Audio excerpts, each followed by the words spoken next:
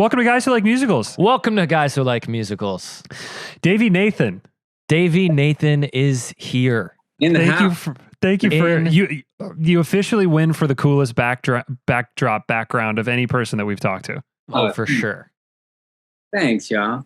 What is in the background there? Those are a bunch of toys that I want to play with. A bunch of like old synthesizers. It's like most expensive wallpaper ever. Are you in your studio? Yes. Is this a studio in your home, or is this like? Yeah, I'm in my house, which I never leave, even prior to COVID. And yeah, I work out of here in California. And it's like the dream home studio setup for me. Well, this week we are particularly talking about Jingle Jangle, the new Christmas spectacular that's coming out on Netflix. And when we drop this, we're recording it a little before, but it is literally today. It's coming out today. And so we're here to talk to Davy about it. We're so thrilled that you're here. We're going to rattle off a couple of your credits, just a few to make you feel wildly uncomfortable. Right. Davy is a singer. Davy is a songwriter, producer, pianist, and music director whose work was considered for a Grammy in 2017. As a producer and songwriter, he's worked with, list them, Rodney Jerkins, Tony Braxton, Philip Lawrence, Bruno Mars, Mary J. Blige, Jennifer Hudson, Robin Thicke, Tamara Braxton, Kenny Babyface Edmonds, Queen Latifah, and a million others.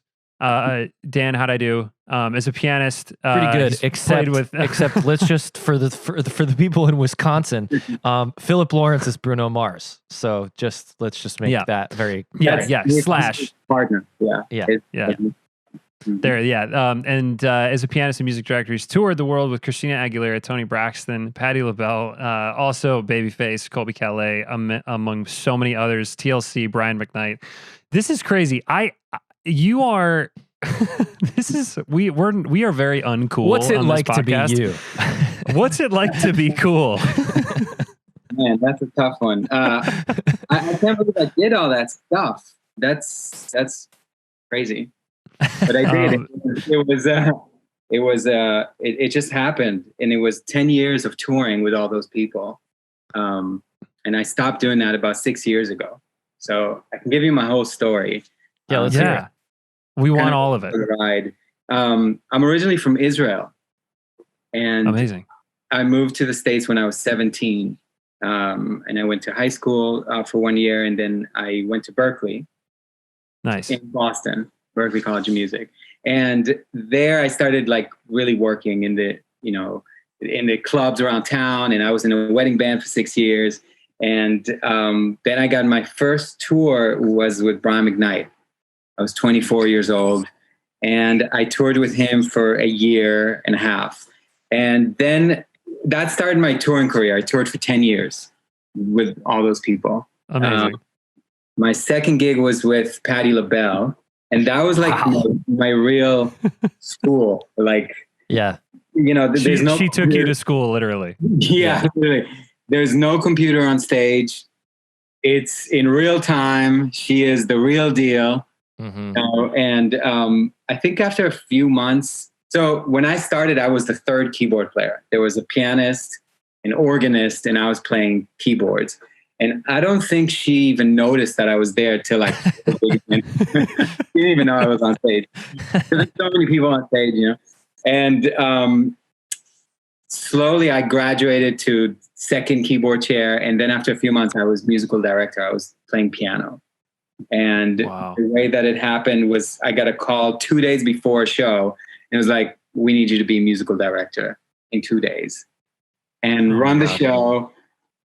Run the band and all the background singers and just her and run the ship. And I did it. And I did it for about 6 months. And it was an amazing experience. She has 50 albums. So she would come to sound check. And at the end of sound check, she'd be like, I want to do this song tonight. And so it would be my job to go to the dressing room. I think iTunes would just started and I would download the song and write charts for everybody. And there we go. See you on stage. Oh my God. See, that was my question. I was going to say, did she just like, in the middle of it, just start shouting out songs that like, the band may or may not know. Right. And she is so real that if in the middle of the show, if she wants to go on a rant or like cuss the band out or something like, like, all right, break it down. Let me talk to these people. And she'll just go off. Oh my God. This is awesome. That's so sick. I have a lot of Patti LaBelle stories. No, but I just want to just highlight something there. Now, it's not something that, you know, as a non-musician myself, just a singer, just a humble singer, I'm pretty impressed by the fact that you can just like hear these charts and write out all these charts for all these people and all these instruments.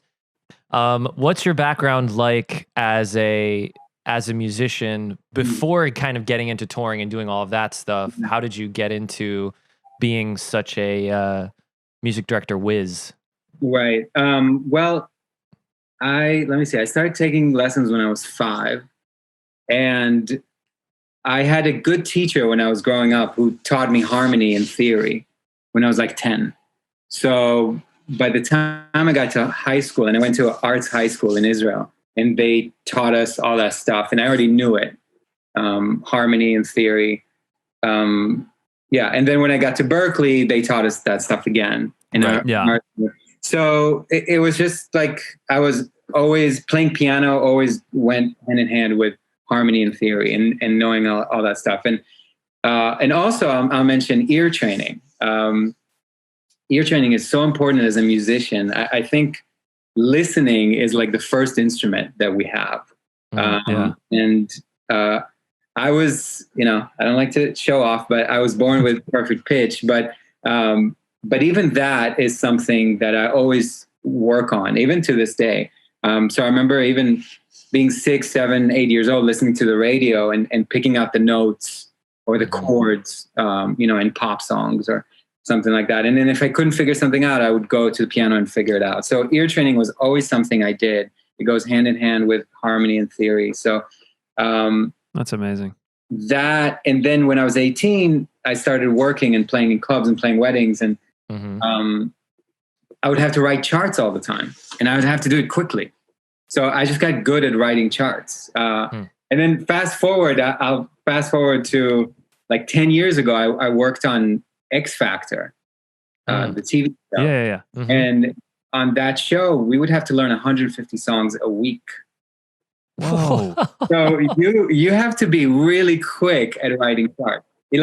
So basically, like I listen to a song and I'm writing it as the song is going on. You have to. You don't have time for it. So same with the touring with McKnight or Patti LaBelle or Tony Braxton. I was kind of known around the musicians world as like I could learn a show really, really quickly. Like in 2 days, I could learn a show and then go play it. Because I would just chart everything out, every little move and all the songs and transitions, and also keyboard patches or whatever. I started playing a lot of keyboards, but then I transitioned to piano as far as my touring career. So that's how, just knowledge of harmony theory and ear training. I love that so much. And I when I was growing up, you know, mom put me in front of a piano and, you know, doing piano lessons or whatever. And I could figure everything out by ear. And my teacher was like, you know, no, you got to read the notes. And it wasn't until we started studying theory in college where I was like, no, ear training is a skill and it can be developed. And it's not just a party trick when you're like 8 years old, 10, you know, I was like 10 years old and I was like, this is kind of what Imagine sounds like. My mom was like, you're a genius. And I was like, oh, well, that's cool. But like never developed it. And then that's one of the things that I tell students and young people all the time. Like if you sit down at the piano, like learning ear training is so incredibly valuable. And it also sounds like in a world you know, we have like guitar tabs and, you know, computers and stuff. This was probably a world where this was before all of that. You had to chart out 10,000 Patti LaBelle songs and you had no way to cheat, which like that's right. And also ear training, I think, is kind of limitless because even if you're really good, I could, you know, put like a big band arrangement and can you hear all the instruments and what they're playing? Or I could put on like Stravinsky and can you hear everything? And, you know, hear all the harmony and what, you know, the relationship between the notes and everything. And that's the real test. I remember when I was 18 at Berkeley, I started transcribing solos, jazz solos. And Herbie Hancock really opened my hearing up. Like it was like a real experience of like before Herbie and after Herbie listening to music. Right. When you transcribe jazz solos, it kind of opens up your hearing where you can hear things a lot faster and you just dissect music differently. It's hard to describe the experience, but ear training is That's where so cool. That's so freaking cool. Well, we want to keep talking about all of this, but we brought you on to talk about Jingle Jangle in particular because this is such an exciting new project. And the little bit that we were able to read about it, because it feels like it's been very hush hush, yet it's been in development for 20 years or something. It feels like based on what we were able to sort of read. But we'll talk a little bit about this movie, and then we really want to know how you got involved and also your relationship, because we are guys who like musicals, what your relationship is to musical theater. But Jingle Jangle is going to come out today. It's written and directed by David E. Talbert. The film is set in the town of Cobbleton and follows legendary toy maker. How do we say? Geronicus Jangle. Yes. It's played by Forrest Whitaker, whose fanciful inventions burst with whimsy and wonder. But when his trusted apprentice, Keegan-Michael Key, steals his most prized possession, it's up to his equally bright and inventive granddaughter and a long forgotten invention to heal old wounds. Honestly, this trailer is unbelievable. Yeah. Totally. This trailer was a bright spot in 2020. Yes. I know. They don't make movies like this anymore. No. Yeah. And it's Netflix's first live action musical, correct? Right. Yes. It's so sick. How did you come to work on the project? How did this come about for you? All right, this is a really long story. So great. We got. That's literally why you're here. We got time. We got time. So, so after Patti LaBelle, I started working with Toni Braxton, and I did a couple tours with her, and then she got a Vegas show. So she said, "I want you to move to Vegas." I moved to Vegas, did the show with her. I was in Vegas for 3 years. In that time, I met Philip Lawrence in Vegas. We were working with an artist that lives in Vegas, and that artist would bring Phil to help out with songwriting and vocal arrangements and that kind of thing. And Philip was a broke songwriter living in LA, sleeping on couches, that kind of thing. And the way that Phil and I would write songs was that we would just improvise. Like I would just start playing and he would just start singing, and he improvises lyrics and melody. He's one of the only people that I've ever met that can do that. I have, it's really incredible. And I have a jazz background, so I love improvising, and it's just, he is like a jazz musician to me. But we were making these like R&B songs, and one day we were improvising and it sounded like musical theater. And he looked at me and he said, "We're going to write a musical one day." Oh my gosh. Philip is a very epic dude, you know? Yeah. And then he goes back to LA, he meets Bruno Mars, the rest is their history, right? And, right. And then for people who kind of don't know, as you picture the Hooligans, and if you picture Bruno Mars, Philip is literally right next to him. He's with the glasses. That's right. He's right there. So for people, in our audio podcast world, that might be helpful. And originally they got together in order to, like, their goal was to write for other people. They didn't think Bruno was the star. So they were a team. And so, but things happened how they did, and Bruno blew up. And I remember in 2009, I went back to LA and I started seeing them perform. And I was like, oh, here's Phil. And they blew up. First album, second album with Treasure and Locked Out of Heaven. And then it was a couple of months before they did the Super Bowl for the first time, I get a phone call from Phil. It was 8 years later. I had the same number. He had the same number. And he said, all right, you ready to do this musical? And and we both started laughing. And I was at his house the next night. And the project was, it was a movie for Fox called The Greatest Showman. Yep. And heard of it. Heard of it. Yeah. So sorry, what? So this is 2000. 2009? 12, 13 maybe. 2013. Okay. All right. Wow.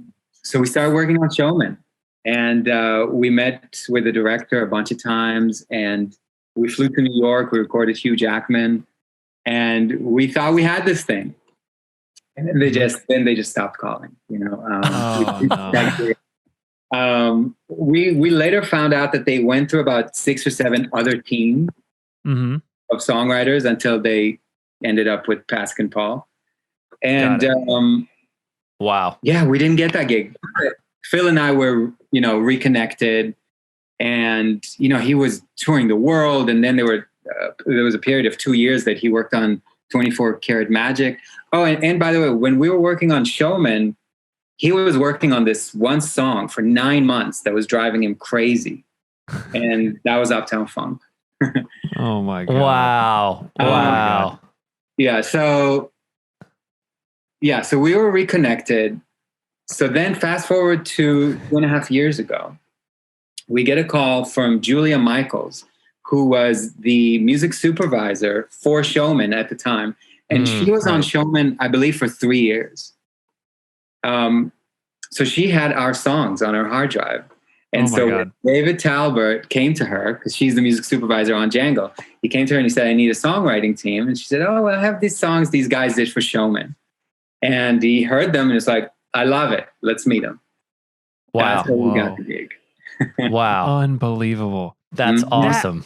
That's awesome. That is such, I mean, from a Vegas, like, hey, one, you know, oh my gosh, that's amazing. So then when you go to that meeting with her and with David, had you written more demos? Did you, or you sat down and you're like, hey, do you want to, you know, was it more about like sort of a chemistry meeting as opposed to like, here's what we see for the project, or how did that go?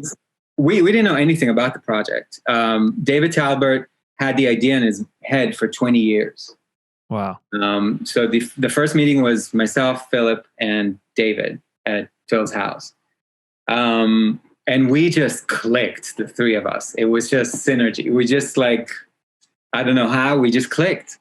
And we did Phil and I have our little, a little thing that we do where we, you know, after in every meeting we go to the piano and I just start playing and Phil starts singing and we improvise a song and the Dong with Pony show. And so we did that, and Talbert was just so into it, and he's like, all right, well, go write a song. I don't think that there was a script even at that point. So we wrote a song, and that was, you know, the first song that we wrote, and we actually had Shoshana Bean demo it. No, that's awesome. Yeah. That's awesome. So a little backstory. The reason that Davy is here is because Shoshana Bean texted me and said, "Hey, I have some friend who's written some movie. Do you want to have him on your podcast?" And I was like, "I mean, I'll do anything for Shoshana." I was like, "Yeah, of course." And then she sends me who it is, and I was like, wait, the movie's Jingle Jangle? Are you kidding me, Shoshana? Like, just playing it cool, like she always does, always plays it cool. How do you guys know each other? So I met Shoshana in 2004.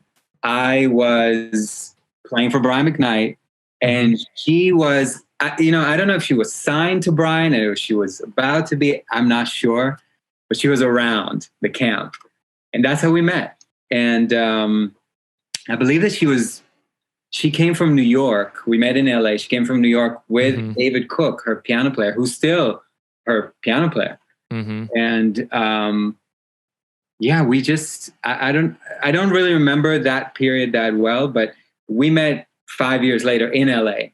And we were out somewhere, and we're like, you know, I remember you, and we became inseparable since. I've played so many shows with her. We've traveled the world together. We've been to Hawaii so many times together playing shows, like just me and her. And I've done her shows at the Standard so many times. Yeah. And during COVID, we've done shows here at my house. Oh, wow. And I stopped playing professionally in 2014, so 6 years ago. But Shoshana is the only person I still play with. Wow. That's amazing. She's sneaky. That's awesome. Yeah. She's So, sneaky, and we owe Back her. to we Yeah. owe her a sandwich at least. Yeah. Great, a Back T-shirt. I think she has one. Back to the back to Jingle Jangle. To us, it seems like it is a good old fashioned linear book musical, a la the great Disney movie musicals that we've covered on this show a lot and that we love and grew up on. Right. What's your history with musicals? Have you studied the form? Are you a fan at all? How did you go about this process of writing something kind of outside of your comfort zone? Damn it. Yeah. So I'm not a musical theater kid. Sure. I grew up going to a lot of musicals. My mom would take me and my brothers to musicals when we were young. And I always liked them, and I liked the songs, and then I would watch a lot of movies. I grew up on Mary Poppins and those kinds of films. Same. But I was never, like, in high school, I was not in, I was into jazz. Right.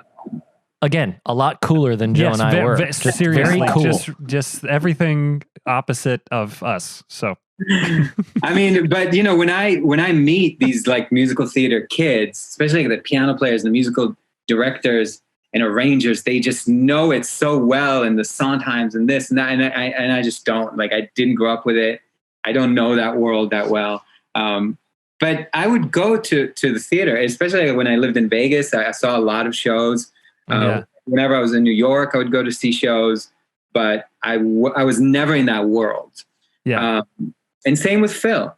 I believe he's had the same upbringing. Like, he would see shows every once in a while. I think actually he may have been like in shows. Like when he was 18, I think he was in Lion King in like Florida or something. Oh, wow. He was maybe a little more involved than I was, but we both I come from jazz. He comes from like pop, R&B, gospel, that world. But we always liked it. We always liked musical theater and the songs and, telling a story through song and all that. So working on Jangle was a huge learning experience for me. I like to research. I'm a big researcher. So if I dive into something, like, I just dive into it. Like, even when I first started playing with Toni Braxton, like a month or two before I got the gig, like, I just got all of her albums and listened to everything. And then once I was on the road with her, I got all the Babyface albums and all the Anita Baker albums, because that's who she listened to. Right. So I just had to dive all the way in. So when we started working on Jangle, I got into it. I got into musical theater through the songwriters, and I got into like more like film musicals. So the Sherman Brothers were my first, the first thing I dove into, and I watched everything and learned everything I could about them. And I'm a huge fan. They're incredible. And then Menken, you can't make a movie musical without acknowledging what he's done. And also he scored those movies too, which is incredible. Yeah. Like, what? So I just watched everything I could and just watched like how he writes the song for the bad guy, the I Want song, the inspirational. So all of that. And it was more about just watching as much as I could. And then when we sat down to write a song, usually we would have like 20 minutes to write a song. So, it would all just kind of pour out, What 20 minutes? What do you mean? Like there were deadlines. Like, you guys were in a moment, and they're like, "Hey, we need a musical moment right here." Like, run in the other room. Like like John and Paul trying to like write a song as quickly as possible or something. Yeah. So I go back to the story. Like, we met Talbert that one night, and he said, "Write me a song." We wrote one song. Shoshana Bean demoed it, and that was the song that got the movie greenlit. Wow. Netflix heard the song, loved it, was like, yes. It's kind of the big song in the movie. Can't wait for people to hear it. Madeline Mills, who's the actress, she's like 10 years old. Her song, it's called Square Root of Possible. And so that, we started that journey. So for about 8 months, I had Phil and Talbert here in my studio every day. And we were writing songs. We wrote over 30 songs and ended up with 8. Yeah. Yeah, that sounds like a musical. I mean, that's the story. That's the sort of, this is a bad one, but that's the tale as old as time. Like, writing just, what we did, we talked about The Music Man on here a couple of weeks ago, and Meredith Willson wrote, like, Dan, what was it, like 80 some odd songs or something? Like 75 songs. And the same thing was true for Alan Menken's Aladdin, which he wrote with Howard Ashman, and they basically had a full version of the musical that was 40 songs, and then only 8 of those exist, and then there's other songs that they didn't write. So it's just good thing you're good at improvising and moving quickly. Right, but the way that we would hand in songs, like they would be fully produced, not piano vocals. So. I mean, I would do it all at home, but some of the songs are huge, and I would arrange for strings and horns and band and choirs, and because David Talbert wanted to hear it the way it was going to be. Right. So for 8 months, we were writing and messing with these songs and tweaking them, and it could be like he would say, after the second chorus, give me 32 bars of score music. I'm going to have the camera pan down and go and do all this stuff, like film score. And I would do it. It would take a day to do it. He'd call me the next day. Oh, man, I love it. It's great. 3 days later, I don't know, take it out. Oh, God. There's a lot of that. So, we wrote the first song. The second song we wrote was the opening number, which, as you know, is a huge number. Yeah, always. Yeah, and it's a duet, and it ends up with a choir and all the characters and everyone singing together, and it's a huge, huge number. Took us a long time to get it right. I would say at least 50 revisions, and of lyric, melody, form, whatever. So fast forward a year later, we're at Air Studios in London. We're 3 weeks before we start shooting. And at this point, it's a huge production. I was used from touring, and touring with Christina Aguilera or like New Kids on the Block is like there's 100 people on staff, 10 semi trailers. Like it's a huge production. But a movie is a completely different game, right? So you have like all these buildings with people like designing the costumes and the shots and the sets, and it's a lot, right? So, and all based on our songs, which was a trip, because it was like songs that we just wrote here. Now, like all these people are working on them. So we're in the studio and we're doing the pre-record. So the cast is coming in and we're recording them on the songs. And David Talbert comes in one day and he's like, the opening number, I don't think it's right. Oh. And I said, well, once we get like the real like drums and orchestra, because it was all MIDI, like I was all demoing everything. I said, it would be great. And he's like, no, I think we need a new song. Oh my God. So like scrap the melody, lyric, track, everything. New song. We're 3 weeks from shoot. Oh my God. So, I took Phil outside, we took a breath, and we went back in. And we just started writing a new song. And in 3 days, we had a new song. And that's the opening number in the movie. And now it's released. Usher did a cover of it. Oh, my God. Wow. So when I say, like we had, a lot of times like, all right, go, like write a song now. The I Want song, which is the second song, we literally wrote in 15 minutes. And we wrote in 15 minutes. And then we drove over to Dave's office and performed it for him. Like, we think this should be in the movie. Oh my so God. It was a lot of that, I love those stories. Like we live for those stories. Like that is just the coolest behind the scenes stuff. It's cool to talk about it now, but at the in time. the moment, right? Yeah. Right. And like you also, and this is probably, and there's nothing, I mean, you've done so much, but I wonder that like people who have written, you know, musicals after musicals, I mean, I wonder if this happens in the pop world too, but that like you almost know to a certain degree that like a song's going to come. You're like, okay, so if we get in that position, then we need to write something, we will write something. But like you guys had never really written a musical Right. before. And it's like, no, not only does the opening number need to hit, but it also needs to accomplish XYZ and all of these things and introduce character and, and problem and all of the, you know, whatever. Yeah. So I imagine that was pretty freaky. Yeah, it was. And especially like you live with a song for a year, 100 revisions. Like you know, you can't imagine another song there or like the movie. Right. But we had to. It's so cool. It's so cool. We had to. And also with this movie, there was a thin line, like we talked about it a lot. Like this is a Black movie, basically, you know, a Black. So, and we haven't had a Black musical since The Wiz, really. Right.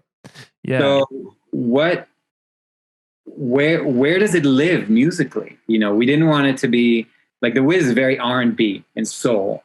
Mm-hmm. We didn't want it to be too much like that. Mm-hmm. And then Showman is very pop. Yeah. So we didn't want it to be all the way in that corner also. Yeah. So there was a thin line of like, it's got to live in all those worlds. And then there's like Disney movies, which we all love, like the Mencken kind of thing. Like we wanted to live in that world too. Yeah. Yeah. So it was a thin line, you know. Yeah. Hopefully we did a good job. We'll see. I'm sure you did. Thanks. Yeah. One of the you just touched on a second ago, and we were wondering about this just because I mean it's an all Black Christmas movie. I mean, it is a Black cast, it's a Black story. I wonder how much of that. I know John Legend's production company was involved, and you know, it feels unfortunate that has to be remarkable in this day and age, but it is. You know, Right. Yeah. Can you talk a little bit about that and just like? That, and also, this is the first Black film. This is the first time that we're seeing Black people fly. Wow. Like in this way. I mean, there was like a Will Smith movie, right? But like to see like Black kids flying. Yeah. Right. In that kind of magical way, the Peter Pan like fantasy way. Yeah. And that was important for David Talbert. You know, he has a 7-year-old son and he just wanted Black people to be represented in this way and to have this like inspirational characters. Mm-hmm. Really, really cool, man. Really cool. I mean, a lot of times I'm like, I'm just a kid from Israel. What the hell am I doing here? You know? Yeah. It's really cool. I did see, this is just sort of another like musical theater nerd question. I saw a picture on your website of Tom Kitt. Was he involved in some way as far as, I mean, he's like musical theater, you know, royalty, that guy. Yeah. He was involved for a little bit. We brought him as like the voice of musical theater, you know? Right. Yeah. And I forget when, that was way before shoot. I think, I don't remember. Maybe it was like a table read or something. Yeah. That he was involved. And I know that I was insecure about the songs. I'm like, is this good enough for Broadway, for musical theater? And he was like, yeah, it's great. Don't worry about it. Oh my God. That's amazing. Yeah. Yeah, because he's the king of that. He's written all sorts of different kinds of styles. He's often brought on to make something make sense. Mm-hmm. You know, he's got things that hit like rock shows, and then he's got things like SpongeBob that just live in like this amorphous place. Yeah. Yeah, that's super interesting. I'm curious how, so, you know, you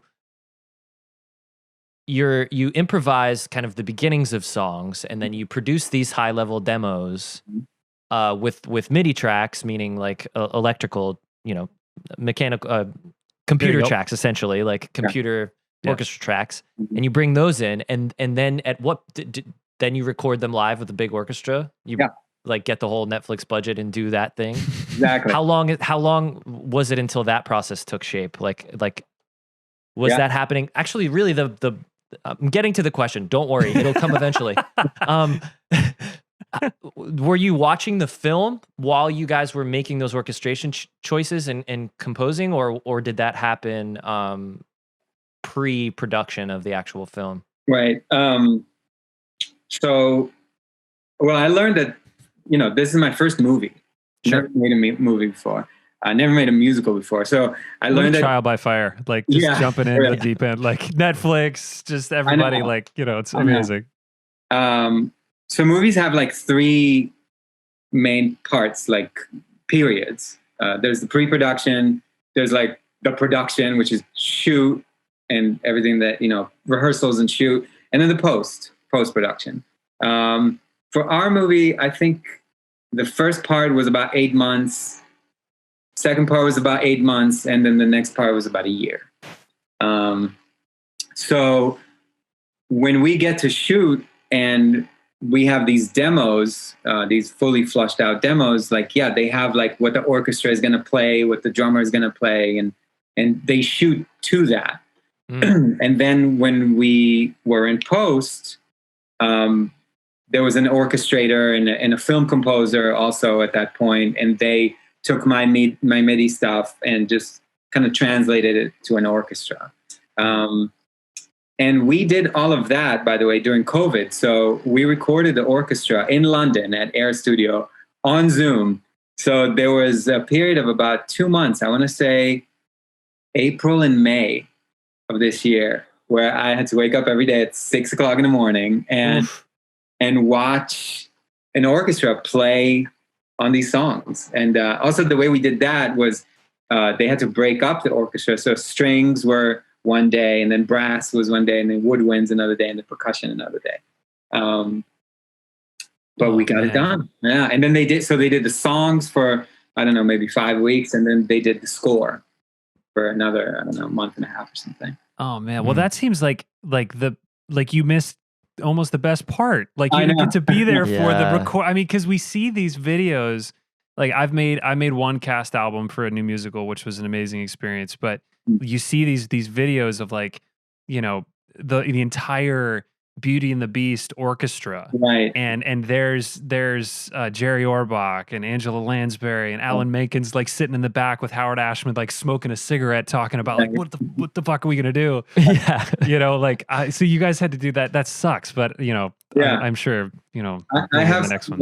I have some videos on my phone of me taking a video of the computer, with the Zoom. God, what a time! Yeah. Gosh, that's so crazy. What I had a question too, because you have worked on some TV projects as well. And so this is a very kind of lame question, but I do wonder about the difference between, working on a pop, working with a pop person, artist, working on a record and then going to work for TV, or something that has that sort of, the narrative behind it. Right. That process is like for you. Yeah, so I worked for a year. I worked with Rodney Jerkins, who's a super producer.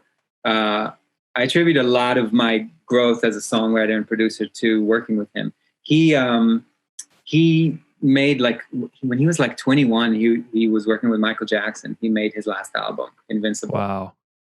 And he's had a million hits with Beyonce and Mariah and a lot of people. And so I worked with him for a year. I'd go up to his house every day and just working with him, watching him. And then for the last few months I was there, we worked with Lee Daniels on Empire and Star, 2 TV shows that have a lot of songs in them. Yeah. And so I saw how he works with a director and how to write for a character and, what works on TV versus pop music, like radio. Right.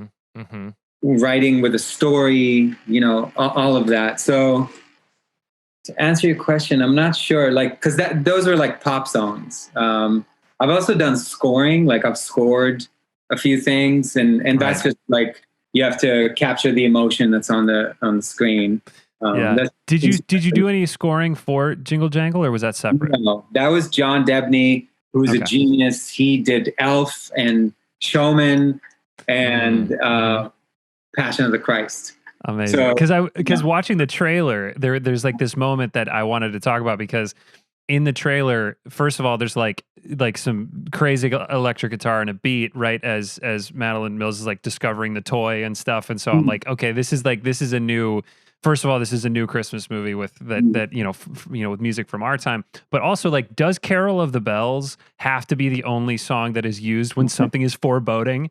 It's like, oh no, something is wrong, and now cue cue a remix of "Carol of the Bells," whether it's this or whether it's Home Alone. Right. That's always been it. So I was like, who had their finger on that button? I don't know. I saw the trailer with everybody else. So cool. I didn't see it before. I've watched the movie a zillion times at this point. Right. I think when we came back from shoot in London, the first version of the movie was 3.5 hours long. Oh wow! Of course. And now, so is most musicals. Most musicals are like way, way too long. Right. Yeah. They start. Yeah. There was a song that was cut out actually from the film. That was a tough one. Just put a lot of work into it, and it's just cut out. But I think it's going to be on the soundtrack. Okay, good. Yeah, that was my next question. Yeah, it's going to be on the soundtrack. And Anika Noni Rose sings it. Yeah. So those things happen. You can't, they say your songs are your babies or whatever. Sometimes you have to give them away or kill them or whatever. Oh, totally. Yeah, totally. It's so hard. What would you say has been, you've talked about a lot of the challenges and cutting songs is definitely a challenge. What's your biggest challenge as a songwriter? Or is there a time when you can remember that, you had to get over some insane hurdle? You've obviously had so much success in your career, but was there a time you can remember that was particularly hard on you?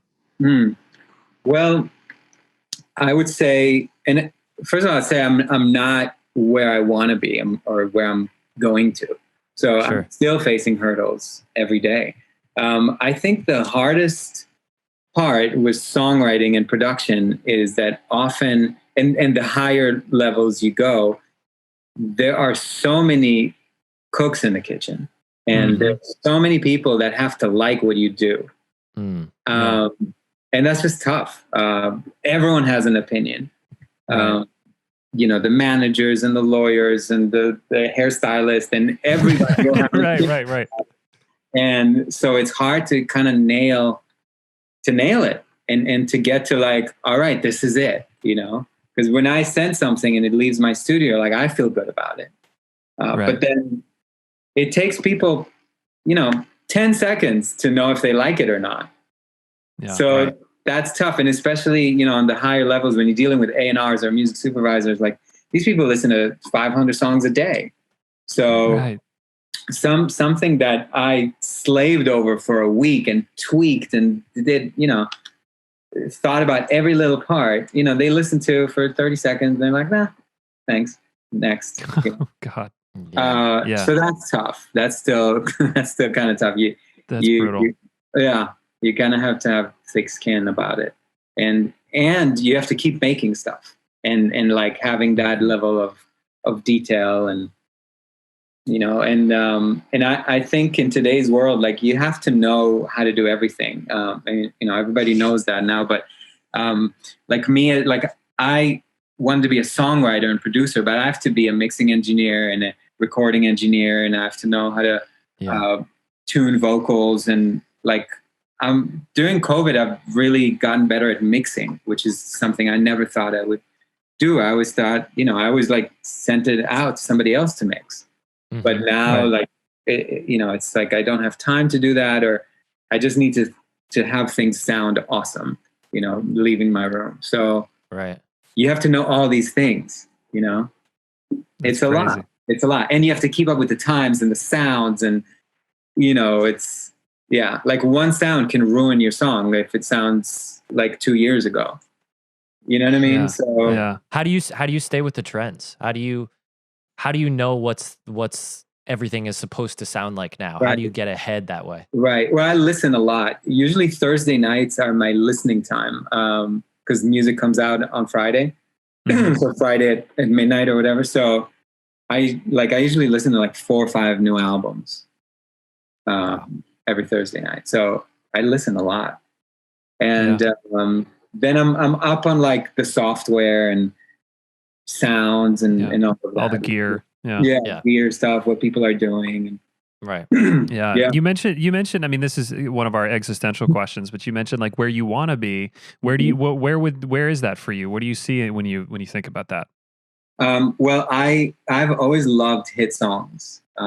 Since I was a kid, I just love hit songs. If you ask me like what music I would take to a deserted island, I would take the top 10 Billboard songs from the 50s to today. Like, I just love hit songs. So my goal has always been to contribute at least one song to the American karaoke book, you know? Nice. That's a goal. That's cool. And working with somebody like Philip, who's contributed like 20 of them. Right. Is awesome. And just watching how he does it and how him and Bruno have done it, is, you know, you can't pay for that kind of education. Right. That's so cool. And like you just hit the nail on the head. You want to be around people who make you better, and you know, people who like push you in a way that you want to be pushed. And you know, that, I mean, that's perfect. So, I mean, you couldn't be closer to that goal, you know, in a way. Right. No. So maybe you'll get one here. Maybe one of these songs will just be the song that all young kids want to sing. I hope so. And another goal is I really enjoyed working on a project like this long term. Like working on something for that long. I like working with a lot of people, you know, a lot of creatives. So more projects, another movie musical, be awesome. Great. Sounds good to us. Yeah. I don't know what's in the future for Phil and I, but we are so good with each other. We've known each other since 2005. And we know each other's, just how we write and our pitfalls and like what, you know, it's just great to know a friend and a writer so well, and you build together. And, you know, it's obviously like him and Bruno have done that so well. Right. So I'm just honored to be around him and to keep doing it. I love it. And I got one more. Can I ask one more like sort of tacky question? Because just from a musician perspective, like when you come up with an idea and you want to send it over to Phil or send it to a collaborator, or you want to show them. I mean, I can imagine there's like that scene in the movie in our minds where like it's just you walk over to the piano and you're like, hey, just check this out. I got this idea. Yeah. Is that really what it's like? Yeah. Yeah, that's it. Usually, like, like writing. What a nerd. Writing for this movie. You know, when you're writing for a movie musical, you get the script and there's no songs in the script. Of course. And a lot of times sometimes he'll put like, okay, a song should be here. But a lot of times, you know, it's not there. So we have to come up with it. And so we look at the script and we're like, we think a song should happen here, or this character should have a song. And so we write it and we present it. And usually the way it happens is like Phil is here. We're like, okay, let's write for this character. And then I just start playing something. Yeah. So I have to come up with something like, which is like the musical DNA of it and the vibe of it and the chords and, you know, whatever it's going to be. So I do something and then he starts improvising and we have the tape going on, we record it. And then usually there's something there, you know, we listen back and we're like, oh, that's a good line. Oh, let's use this. And then we start writing. That's usually how it happens. Sometimes, and Phil and I have gotten really good at this, Phil will be in the car and he'll just sing a melody.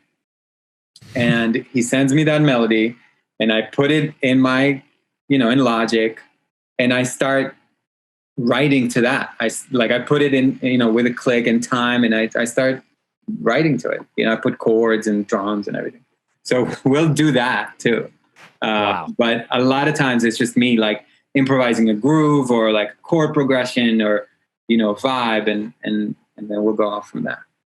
So that's exactly what I wanted to know. That is the exact answer that I wanted. Thank you very much. It's always hard because you're always like, is he going to like it? Is this good?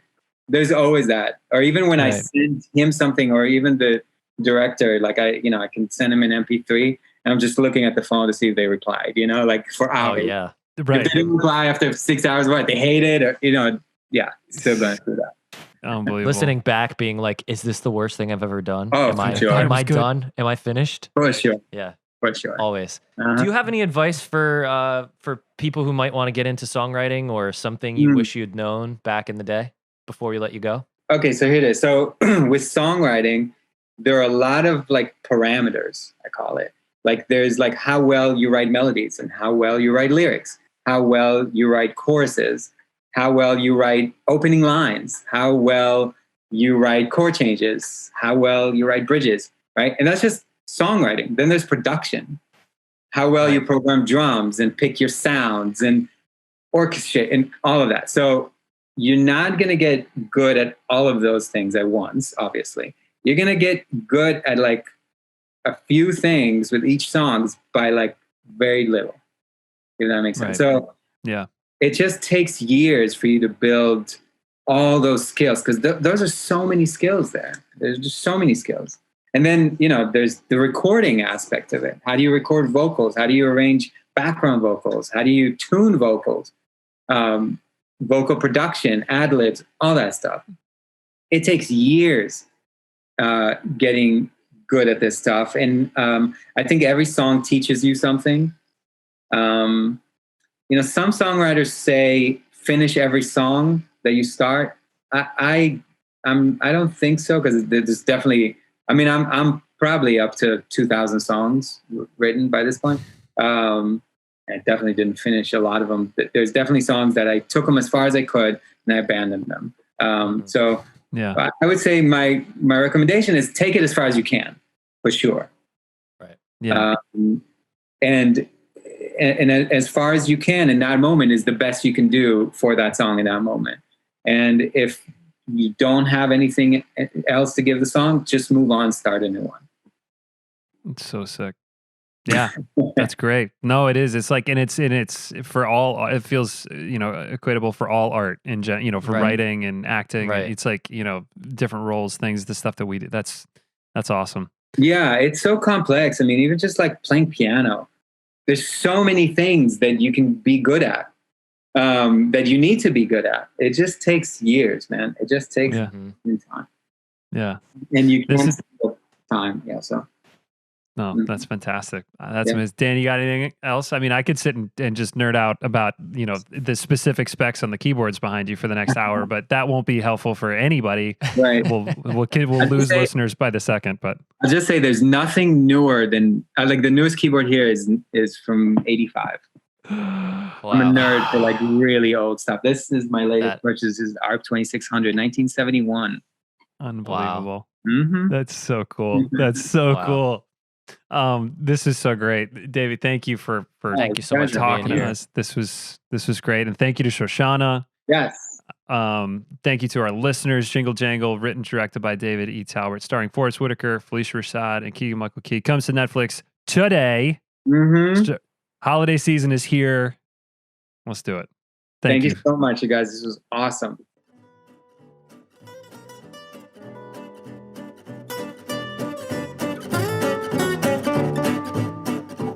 Thank you for listening to Guys Who Like Musicals. We are produced by Dan Tracy and Joe Carroll, your hosts. You can find us on Instagram at Guys Who Like Musicals or on Twitter at Musical Guys. For more information about us or our show, please visit our new website at guyswholikemusicals.com. You can find our merch store, our Patreon page, and more. Thanks for listening.